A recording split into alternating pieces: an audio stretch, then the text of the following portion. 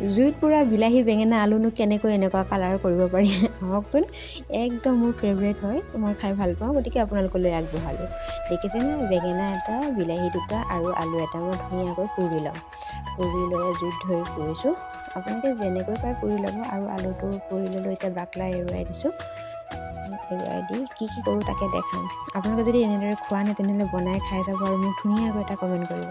তাৰ বাবে কি লৈছোঁ, পিঁয়াজ এটা, আদা, নহৰু, জলকীয়া, বেঙেনা, বিলাহী, আলু সকলোখিনি ধুনীয়াকৈ পুৰি লৈছোঁ আৰু বাকলবোৰ এৰুৱাই এতিয়া ধুনীয়াকৈ সানি ল'ম। আপোনালোকে বেলেগকৈ সানিব পাৰে, যিহেতু মই হাতেদি লাৰিছোঁ ন, সেইকাৰণে মই হাতেদিয়ে কৰিছোঁ, বেলেগ একো ব্যৱহাৰ কৰা নাই।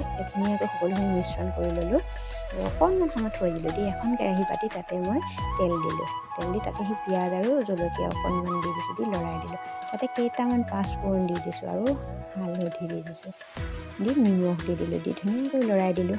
লৰাই তেতিয়াই সানি থোৱা সকলোখিনি তাতে দি দিলোঁ। এনেকৈ বনাই খাই চাবচোন হা, বহুত ধুনীয়া হয়। এনেকুৱা জুতি পালে যে মাছ মাংসও নালাগে। দেখিবলৈ একেবাৰে কম যদিও, কিন্তু আইটেমটো বহুত ধুনীয়া। তাৰ বাবে মই পেকেট মছলা ব্যৱহাৰ কৰিছোঁ। কালাৰ জিৰা লৈছোঁ, জলকীয়া লৈছোঁ আৰু ধুনীয়াকৈ ভাজিলৈ তাতে গৰম পানী সহায়ত মিলাই দিছোঁ। আৰু ফাইনেলি মোৰ ৰেডিয়ে হৈ গ'ল। চাওকচোন কিমান ধুনীয়া। এনেকুৱা জুতি পালে এক কাঁহী ভাত ধুনীয়াকৈ গুচি যায়। মই বনাই খালোঁ, আপোনালোকে খালেনে নাই সেইটো মোক জনাব হা। চাওকচোন কিমান ধুনীয়া কালাৰটোতো কালাৰে, কিন্তু পোৱা পিটিকাও যে ইমান ধুনীয়া এটা ৰেচিপি হয়, সেইকাৰণে আগবঢ়ালোঁ। তেনেহ'লে আজিলৈ বাই বাই।